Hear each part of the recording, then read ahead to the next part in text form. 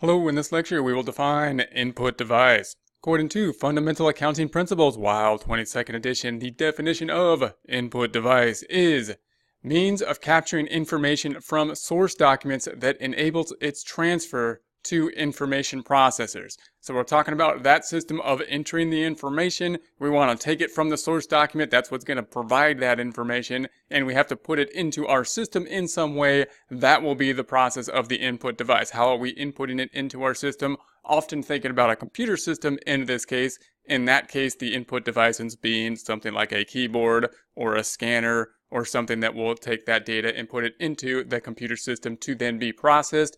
We're thinking about the components of the accounting information system here, the components starting with the source documents, and then we're concentrating here on the input devices, taking those source documents, putting it into the input devices so that it can then be processed and then go to the information storage where it can then be pulled and used when needed in the format of financial statements generally or some other format. The output devices could be things like the computer screen and the printer, of course.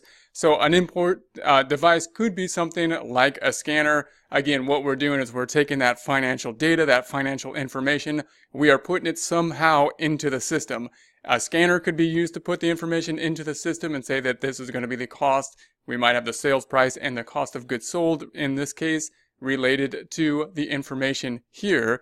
It can also be done by paper and pencil. It can be done through a keyboard, any kind of device that, of course, is taking that information from the source document, putting it into our data so that it can then be processed.